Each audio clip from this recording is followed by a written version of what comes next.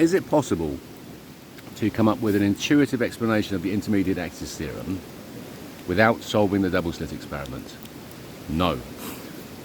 So there's two things we need to do here to tie them together properly before an explanation of the flip of the Dzanhibekov effect can be properly understood intuitively. Go back to the double slit experiment and say they're looking at it, you're looking at it wrong, and they're lying. You're looking at it wrong. Forget the lies. You're looking at it wrong. Go halfway.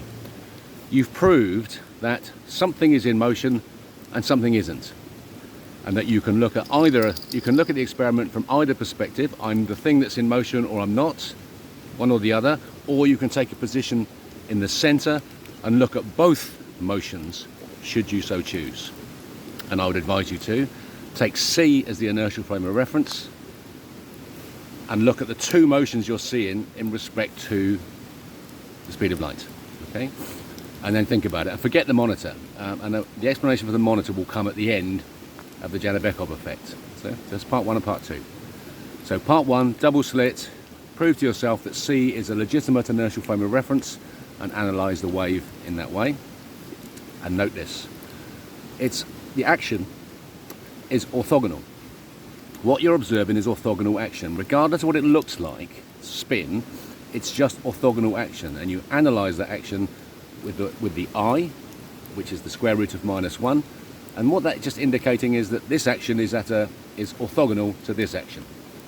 So those two steps, C is the inertial frame of reference, I is the orthogonal action for the magnetic wave on the horizontal, I'd advise, and you can build a model hopefully that makes some sense. Now forget the monitor and come back to the Dzanhibekov effect.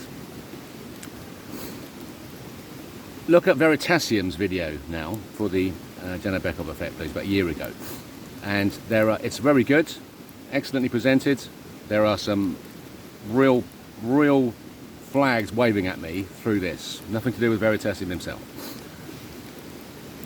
Look at, it was a secret. Why? Because they hadn't come up with a story to cover what was happening.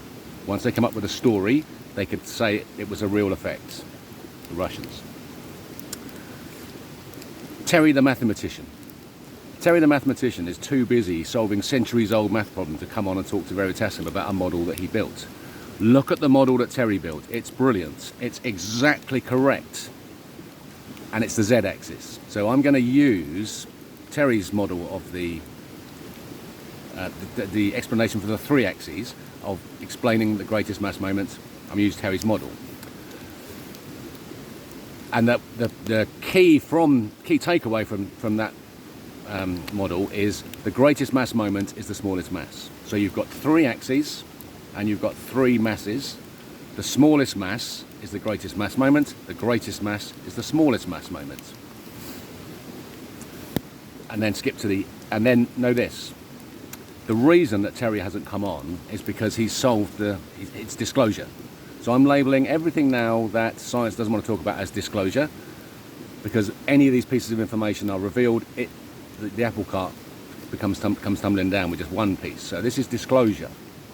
Same as the UAPs, exactly the same answer we're heading towards. It's just various routes hiding it. So Terry won't come on because he's been told this is disclosure, don't talk about it. So he's given us something really good. He's a brilliant gifted mathematician. He's given us something really good from only 10 years or so ago. That's going to be my model for the z-axis. But the reason he hasn't come on is because he's been told not to. And he's not because he's doing what he's told, like everybody is. So bear that in mind. And then skip to the end. Well, watch to the end. And Veritasium talks about, don't worry about the Earth. It's not the y-axis. It's not the greatest mass moment. It is. It occurs in the center of the planet.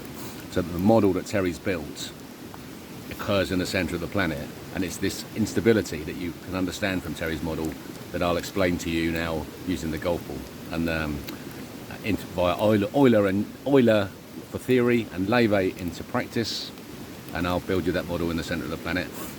And know that that model in the center of the planet is in every single atom, including you. So you are also this mechanism, the z-axis. The zy-axis is you, that's your soul. And what I'm describing to you is what your soul looks like. And that if you can come through into the physics, then you'll end up with being able to sit your soul on your ethmoid sinus, right there, where the light will shine, on your ethmoid sinus, right there, and you'll be able to visualize the yin-yang shape circling actually on your ethmoid sinus in this zone here in your face, and that the underneath of your ethmoid sinus will then be the light, the C squared, and the above it will be the vacuum. But you're linking them together so that you don't notice the difference, and it's the secret of how to live. So there's a great deal here, and you can see why it's disclosure. So homework, Veritasium's video, and the double slit experiment. I suggest Professor Jim Al-Khalili, that's where I came in, and let's see if this is where we get out. I'll see you later.